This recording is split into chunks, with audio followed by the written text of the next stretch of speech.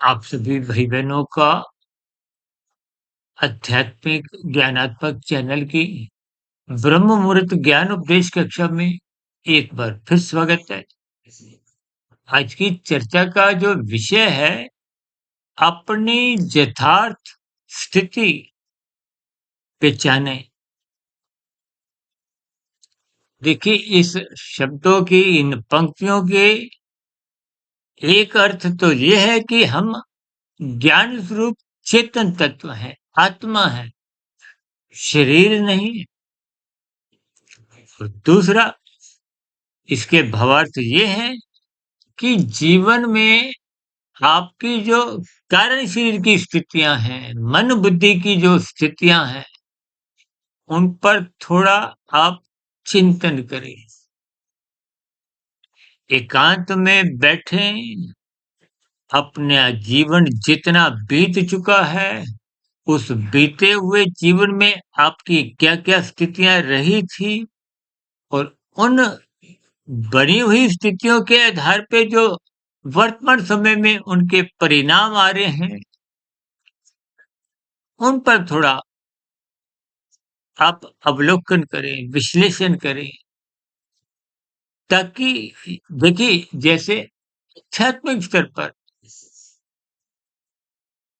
आपको जब ये बोध होने लगता है कि हमारे भीतर तो बहुत कमजोरियां हैं, विकारों की स्थितियां हैं।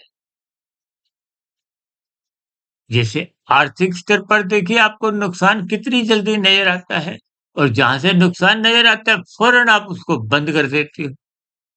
लेकिन आध्यात्मिक स्तर पर जब आप चिंतन ही नहीं करते, तो नुकसान, देखिए, जब जीवन निरंतर बीतता जा रहा है, एक जीवन का जो एक अवसर है, शरीर का जो एक प्रारब्ध रूपी सांसें हैं, वो बीतती जा रही हैं। हर क्षण हम मृत्यु के नजदीक जा रहे हैं। मृत्यु का अभिप्राय यहाँ स्थूल शरीर से है, क्योंकि माता के गर्भ में ही स्थूल शरीर बनता है और उसके बाद अलग-अलग स्थितियों से गुजरता हुआ अंतिम स्थिति मृत्यु की प्राप्त हो जाती है। जैसे आप परीक्षा में, देखिए, सारा साल आप पढ़ते हो ना, तो परीक्षाएँ होती हैं विद्यार्थियों की। उसमें आप जो लिख कर आते हो उत्तर पुस्तिका में, नंबर तो उसी के ही आते हैं। ठीक इसी तरह आप जीवन भर स्थूल शरीर के स्तर पर जो-जो क्रियाएँ करते हो, वो तामसी, राजसी और सात्विक होती है। यदि आप इन 3 गुणों का ज्ञान नहीं रखते, लेकिन आपकी क्रियाएँ वो गुणों के आधार पे ही आपकी वो एक यथार्थ स्थितियाँ बनती जाती हैं। या बनने का अभिप्राय वो कार्यशील की स्थितियाँ हैं, कर्मश्य की स्थितियाँ हैं, संस्कारों की स्थितियाँ हैं, जिसका प्रभाव आपकी आत्मा पे पड़ता है। अभी मैंने पहले ही कहा ना, अपनी यथार्थ स्थिति पहचानें। यानी कि यथार्थ स्थिति का मूल अर्थ तो ये है कि हम ज्ञान स्वरूप चेतन सत्ता है। सभी जीवात्माएँ ज्ञान स्वरूप हैं। ऐसा नहीं कि मनुष्य जीवन में ही आपकी हमारी आत्मा एक ज्ञान स्वरूप रहती है, शेष योनियों में नहीं। आत्मा तो आत्मा है। आत्मा के बारे में शास्त्र कहते हैं ये अणु है, एकदेशीय है, अल्पज्ञ है। जैसे परमात्मा तो देखिए सर्वज्ञ है, सब कुछ जानते हैं, तभी तो परमात्मा को परम चेतन कहा गया है। आत्मा को केवल चेतन कहा गया है। एक आत्मा दूसरी आत्मा को नहीं जानती। भले ही हम समान गुण वाले हैं, और कहीं-कहीं देख, संसारी भाषा में का कह दिया जाता है, ये तो पापात्मा है, ये पुण्यात्मा है। वो संसारी भाषा है। आत्मा तकनीकी रूप से पुण्यात्मा, पापात्मा नहीं होती। वो तो कारण शरीर में जैसी स्थितियाँ आपकी बन जाती हैं, अब जिसके कारण शरीर में 80% बुरे संस्कार हैं, तो वो पापात्मा ही गिनी जाती है, क्योंकि प्रधानता किसकी है? तमोगुण की। शास्त्र बार-बार कहते हैं तमोगुण, रजोगुण दोनों गुण बाँधते हैं, जबकि सतोगुण मुक्तिदायक है। रजोगुण में तो आपका हमारा ज्ञान ही धुंधला होता है। धुंधले ज्ञान के कारण ही हम जैसी-जैसी स्थितियाँ आपको हमें समझ में आती है। देखिए राजसी मनुष्यों का ज्ञान ही धुंधला होता है, आधा-अधूरा होता है। इसलिए तो अंधविश्वास की स्थितियों में जकड़े रहते हैं। यथार्थ ज्ञान को समझते नहीं क्योंकि ब्रह्म मुहूर्त में उठते नहीं। देखिए दिन में राजसी स्थितियों में आप यदि सत्संग करते हो अच्छी बात है, करना ही चाहिए। लेकिन सत्संग को यदि आप केवल पूजा पाठ तक या कुछ भजनों तक ही एक शाब्दिक स्तर पर ही सुनते हो, पढ़ते हो, उनसे जुड़ते हो,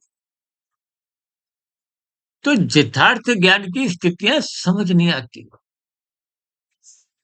यथार्थ का मतलब ही वास्तविक स्थिति से है। क्योंकि तकरीबन देखिए मेरा व्यक्तिगत स्तर पर ऐसा अनुभव है आज तक का कि 90% से अधिक लोगों ने तो कभी कारण श्री का नाम ही नहीं सुना। जिस शरीर का आप नाम ही नहीं सुन पाते जीवन में, तो फिर उसका क्या-क्या कार्य है, उसका आपको में बोध नहीं होता। देखिए हमने जब एक चैनल सर्व कल्याण वृक्ष बनाया था, जो कि पहले देखिए वैसे संध्या बेला ज्ञान कक्षा के अंतर्गत फिर हमने एक अलग से चैनल बना दिया, जिसमें हम प्रश्नोत्तर ज्ञान कक्षा के अंतर्गत आप भाई-बहनों के प्रश्नों का जवाब देते हैं, वीडियो के रूप।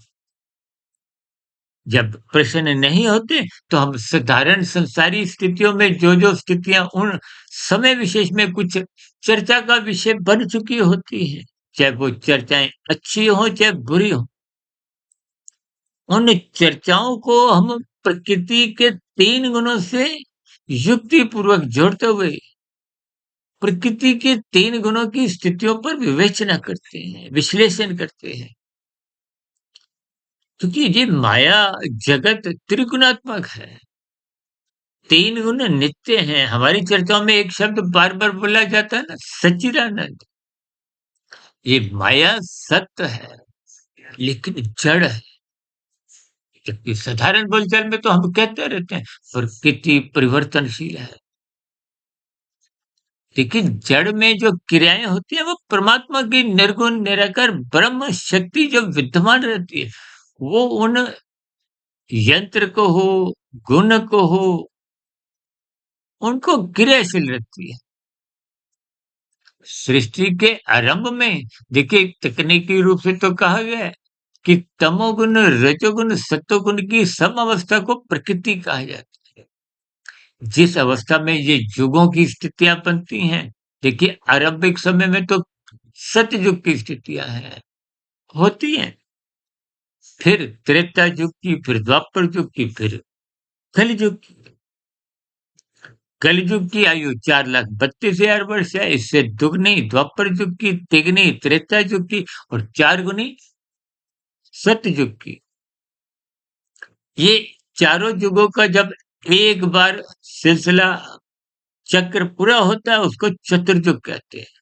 71 बार ये चतुर्युग जब बीत जाते हैं, तो एक मनवंतर होता है और 14 मनवंतर जब बीत जाने से ये पूरा सृष्टि का कार्यकाल पूर्ण माना जाता है। देखिए, ऐसी सभी स्थितियाँ शास्त्रों में लिखी गई, तो इस गुना भाग में तो बहुत लंबा समय आ जाता है। कभी-कभी देखिए कुछ ऐसी स्थितियाँ बहुत से लोग कुछ बनाते हैं कि अब प्रलय आने वाली है। देखिए, मेरे ज्ञान के अनुसार ये जो वर्तमान कलयुग की स्थिति है 4,32,000 वर्ष की, इसमें से भी मात्र अभी 5,127-28 वर्ष ही बीते हैं। शेष कलयुग का समय तो अभी शेष है। देखिए, स्थितियों को आप जितना-जितना गंभीरतापूर्वक लेंगे, तभी आपको अपनी यथार्थ स्थिति का बोध होगा। यथार्थ स्थिति का बोध मैंने पहले ही बताया कि 2 रूप से है। एक तो जो स्थिति आपने अब तक बना चुके हैं, आपने अपना कार्य शरीर किस स्तर पर ले जा चुके हैं, क्योंकि 3 गुण हैं। अब 3 गुणों में देखिए, जिस गुण का आप संग करते हो, उसी का ही रंग आपके अंतःकरण में, आपके स्वभाव में, आपके मन बुद्धि के विचारों में, आपके कर्मों में दिखाई देता है। जैसी-जैसी सात्विक स्थितियाँ मजबूत होती हैं, तो आपका भीतर में आत्मा की ओर एक स्थितियाँ ज्ञानमय बनती हैं।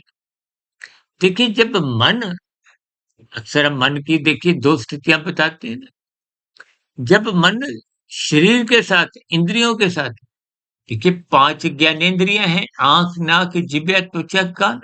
ये 5 भोग्य विषय गंध, रस, रूप, स्पर्श सब इनका सुख भोगती है।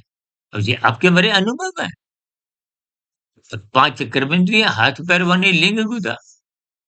ये कर्मेंद्रियाँ ज्ञानेंद्रियों को भी मददगार होती हैं भोग करवाने में और नए पुरुषार्थ करने में, कर्म करने में।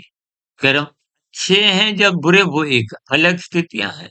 लेकिन जो शास्त्र सम्मत होते हैं वो अच्छे कर्म हैं, पुण्य कर्म हैं।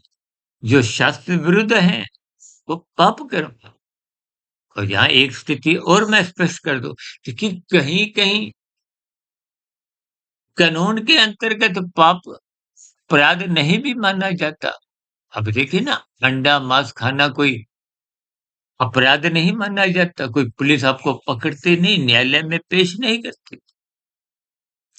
लेकिन परमात्मा की एक दिशा निर्देश शास्त्रों के अनुसार किसी भी जीव को पीड़ा देना अधर्म है, पाप कर्म है। देखिए, आपको कोई पीड़ा दे, आप कभी-कभी देखिए कि मेट्रो में, बस में, कहीं और कोई सफर में आप चलते-फिरते किसी दूसरे इंसान के साथ थोड़ा छू जाते हो शरीर को, तो आप क्या कहते हो? एक्सक्यूज़ मी, क्षमा करना। ये एक औपचारिक स्थितियों में आप कुछ शब्दों का खेद प्रकट करते हुए आगे बढ़ते हो। और जब आप मांसाहार बन जाते हो, पक्षियों की, पशुओं की एक भोजन के रूप में इनका सेवन करते हो, देखिए भले ही खाने वाले तो मारते नहीं भी हों, लेकिन खाने वाले को ही अधिक दोष लगता है, मारने वाले को भी लगता है, बनाने वाले को भी लगता है। और मेरा व्यक्तिगत ऐसा मानना है कि वितरण करने वाले को भी लगता है। यानी कि इन कड़ियों में जो-जो सहयोगी होते हैं, सबका उसी सहयोग के अनुसार कहीं न कहीं पाप कर्मों का क्रमशः बनता है। यानी कि आप तामसी बनते जाते हैं। इन स्थितियों का बोध क्यों नहीं होता? क्योंकि राजसी स्थितियों में ज्ञान बिखरा होता, धुंधला होता है। अक्सर हम ज्ञान की 3 स्थितियाँ बताते हैं। तारे के प्रकाश को तमोगुण से, चाँद के प्रकाश को रजोगुण से और सूर्य के प्रकाश को सत्वगुण से जोड़ते हुए एक या एक संदेश, एक स्पष्टीकरण सा देते हैं। कहीं-कहीं हम इन गुणों को, तमोगुण को 1, रजोगुण को 10, सत्वगुण को 100 से संबोधित करते हैं, ताकि स्थितियाँ कहीं आपको समझ में आ जाए। अन्यथा धुंधले ज्ञान में तो आप शरीर, स्थूल शरीर के स्तर पर, ज्ञानेंद्रियों के स्तर पर, कर्मेंद्रियों के स्तर पर ही बस विषय भोगों को ही भोगते-भोगते, भोगते-भोगते अपना जीवन बिता देते हैं।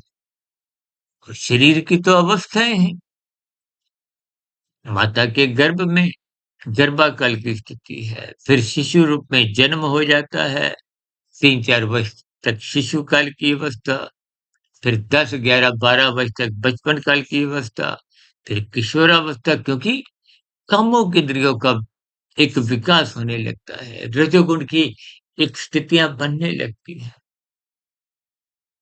और किशोरावस्था के बाद जब युवावस्था में प्रवेश होता है तो रजोगुण पूर्ण रूप से विकसित हो जाता है।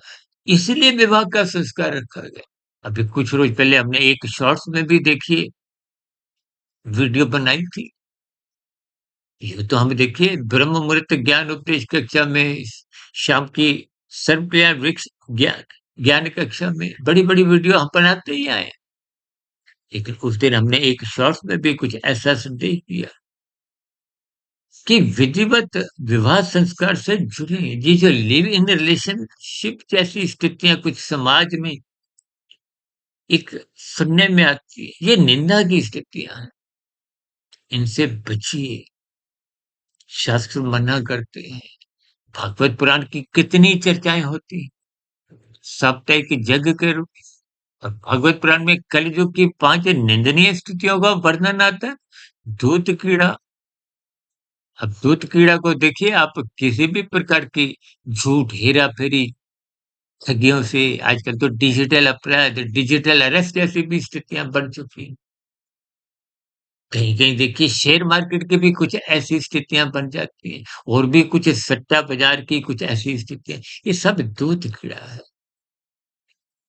मद्यपान आप जानते ही हैं, मादक पदार्थ जो आपको में अचेत स्थिति में ले जाते हैं। आज तो ब्याह-शादियों में भी इस मदिरा पान, मादक पदार्थों का सेवन दिन प्रतिदिन बढ़ता जा रहा है। और फिर तीसरा क्या है? स्त्री संग। देखिए बात स्त्री संग हो चाहे पुरुष संग, बात तो एक ही है। और ये लिव इन रिलेशनशिप भी कुछ उन्हीं स्थितियों को ही बोध करवाता है। इसलिए विधिवत विवाह संस्कार से जुड़ना चाहिए। ये 16 संस्कार आपके मनुष्यों के लिए एक सात्विकता प्रदान करते हैं। ये तो गर्भाकाल गर्भ धारण करने से पूर्व भी गर्भाकाल का एक संस्कार है। जैसे मरने के बाद की अंतिम संस्कार की स्थितियाँ। देखिए गर्भाकाल की स्थिति हो या अंतिम संस्कार की स्थिति, इसमें अभी आत्मा का प्रवेश हुआ नहीं होता। अंतिम संस्कार में आत्मा जा चुकी होती है और गर्भाकाल की स्थिति बनने से पहले अभी आत्मा आई ही नहीं। और बीच के जो 14 संस्कार है, उनमें विवाह का एक मुख्य संस्कार है। इन स्थितियों को आप समझिए, अपना जीवन आदर्श बनाएँ, अपना व्यक्तिगत जीवन, पारिवारिक जीवन सुखमय बनाएँ, समाज में आपके जीवन से एक अच्छा संदेश जाए। अक्सर हम कहते हैं ना लाल बत्ती पे रुको, मत भागो, दूसरों का हिस्सा मत खाओ, दूसरों की हरी बत्ती है। जैसे आप अपनी हरी बत्ती पर चलते हुए अपने मंजिल पर पहुंचे थे, अब दूसरों का अधिकार हरी बत्ती का मत छीनो। लाल बत्ती पे रुकते हुए अपने धर्म का पालन करो, अपने कर्तव्यों को निभाओ।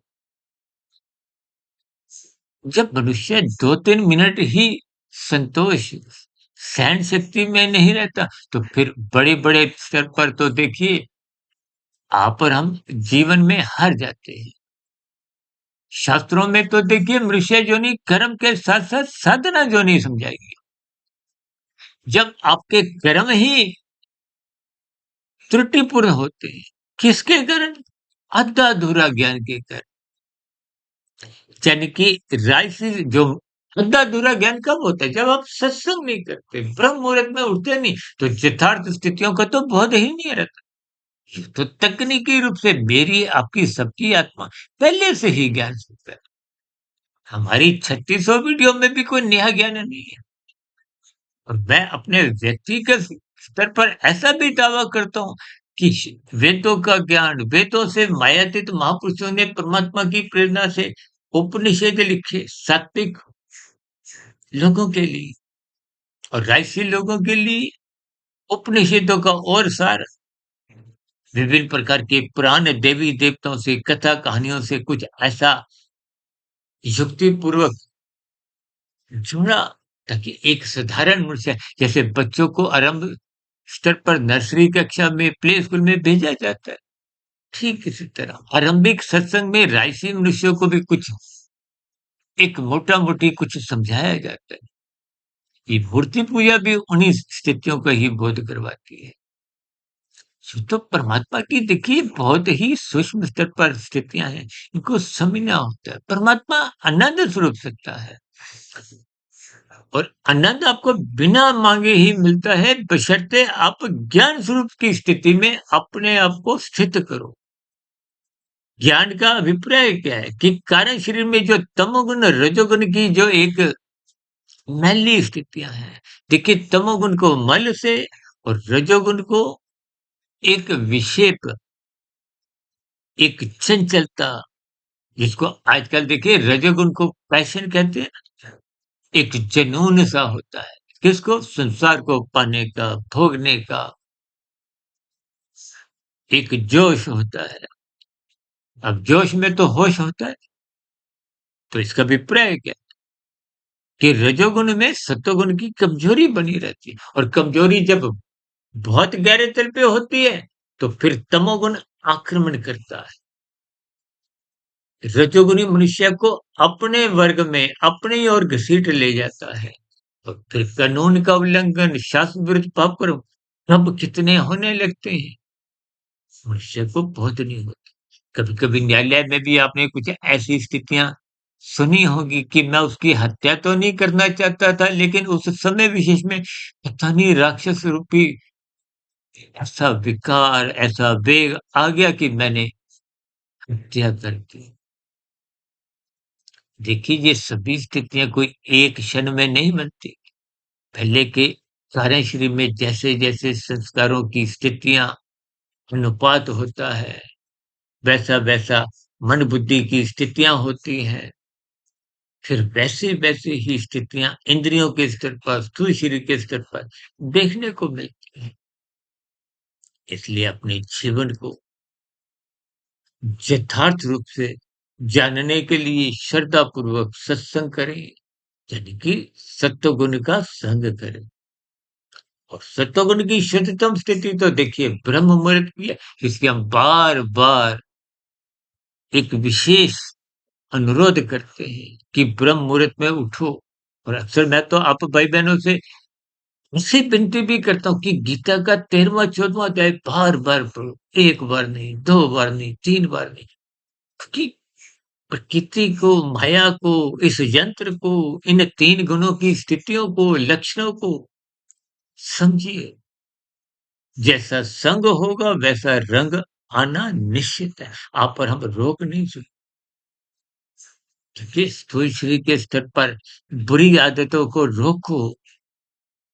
ये आदतें आरंभिक स्तर पर, अब जैसे कोई किशोरावस्था में, युवावस्था में पहली बीड़ी सिगरेट पीता है, फिर मन में तलब चढ़ती है, दूसरी तीसरी रस बुद्धि से पीता है। ये स्थितियाँ देखिए पहले तन के स्तर पर थोड़ा भयभीत होता है, समाज से भी डर होता है, परिवार से भी डर होता है। जैसे-जैसे स्थितियाँ बनने लगती हैं, तो डर भी समाप्त हो जाता है। तो फिर वो बुराई जो आदत के रूप में स्थूल शरीर के स्तर पर, इंद्रियों के स्तर पर प्रवेश थी, वो अब मन बुद्धि के स्तर पर पहुँच जाती है। मन की स्वीकृति मिल जाती है, बुद्धि की स्वीकृति मिल जाती है। जब ये स्वीकृतियाँ मिल जाती हैं, तो फिर धीरे-धीरे, धीरे-धीरे वो स्वभाव कारण शरीर में एक संस्कार का रूप धारण कर लेता है। और संस्कार के बारे में तो हम बार-बार कहते हैं, एक अच्छा संस्कार बनाने में पूरा जीवन छोटा पड़ जाता है और एक बुरा संस्कार मिटाने में भी बुरा जीवन छोटा पड़ जाता है। कभी-कभी आपने समाज में देखा हो ना, सिगरेट छुड़ाने के लिए, ये मदिरापान की लत छुड़वाने के लिए कितनी प्रयास होते हैं, कितने ही ऐसे संस्थान बने हैं। इन स्थितियों को ही समझिए। इसलिए आज हमने वीडियो का नाम ही क्या रखा है, अपनी यथार्थ स्थिति को पहचानें कि आप प्रथम स्तर पर आत्म स्वरूप, एक चेतन स्वरूप आत्मा है। आत्मा का संसारी 5 विषयों के रसगुल्लों में रुचि कभी नहीं होती। वो तो इंद्रियों का विषय है और इंद्रिय यानी कि आपका हमारा शरीर, ये तो भोग विषयों का ही परिणाम, इसको मर्यादा में रखना होता है।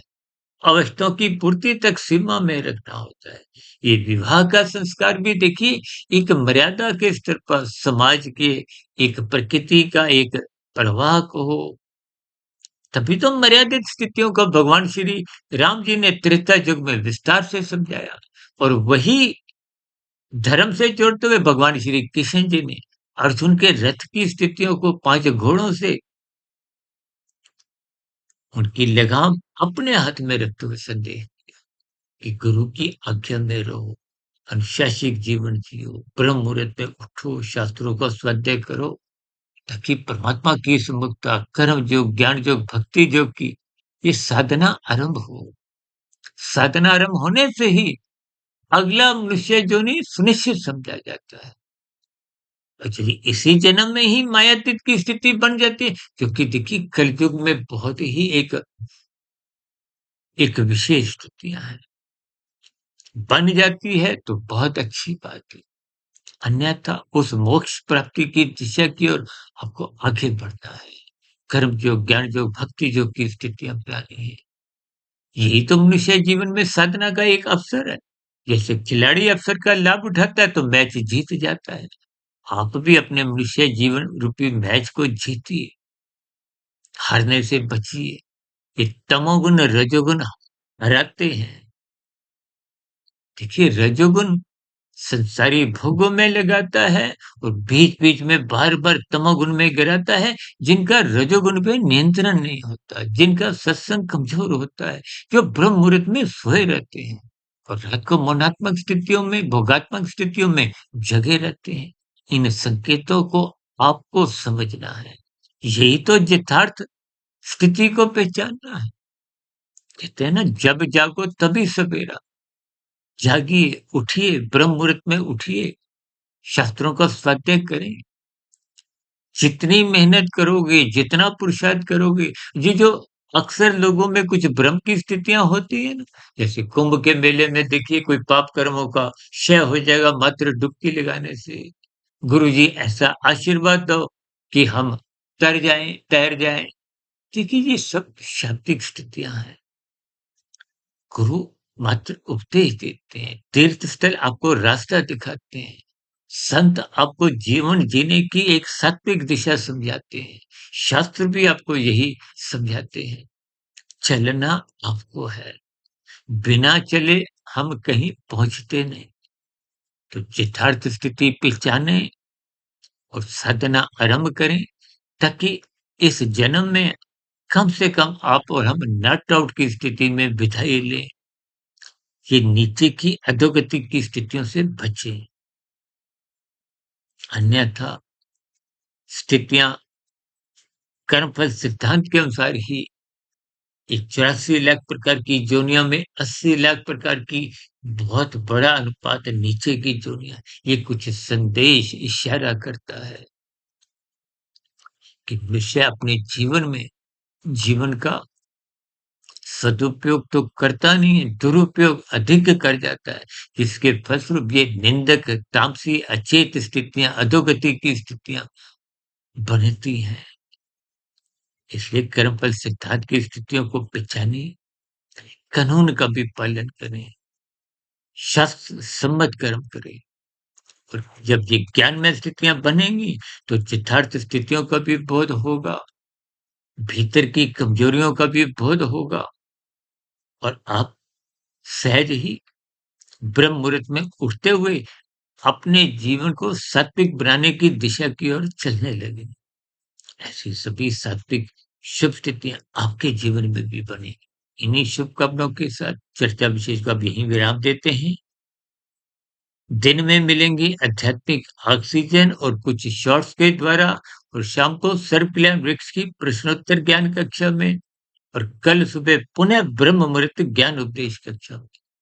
ये मिलने का, बोलने का, सुनने का, जुड़ने का सभी स्थितियां मेरा स्वयं का भी ज्ञान परिपक्व बनाए रखती हैं और आप भाई-बहन जिनकी एक जिज्ञासा, उत्सुकता, उमंग, उल्लास ज्ञान के प्रति, परमात्मा के प्रति होती है, उन सभी भाई-बहनों को लाभ उठाना चाहिए। जैसे मैंने गुरुओं को सुनते हुए, शास्त्रों को पढ़ते हुए देखिए, पिछले लगभग 30 वर्षों से मैं 1 डेढ़ 2 बजे उठने का जो एक विशेष संस्कार बन गया, उसकी बदौलत ही इन सभी स्थितियों को मैं कुछ समझ पाया हूँ। और समझते-समझते परमात्मा की प्रेरणा से, गुरुओं के आशीर्वाद से समझाने का एक प्रयास करता हूँ। क्योंकि ब्रह्म मुहूर्त समय विशेष में ही ये सभी अलग-अलग स्थितियों की वीडियो बनती हैं, तो इसलिए त्रुटि होने की संभावना से हम इनकार तो नहीं करते, लेकिन संभावनाएँ कम होती हैं। इन पर आप भी चिंतन करें, फिर भी कोई बात आपको तर्कपूर्वक सही नहीं लगी, आप प्रश्नों का, आपके सुझावों का, तो जहाँ कहीं आपको कोई विरोध हो, आपत्ति हो, शिकायत हो, इन सभी स्थितियों का नीचे दिए गए कमेंट्स बॉक्स पर सदा ही स्वागत है। चर्चा विषय का अब यहीं विराम देते हैं। आप सभी भाई-बहनों का इस चर्चा विषय को गंभीरतापूर्वक सुनने के लिए बहुत-बहुत धन्यवाद।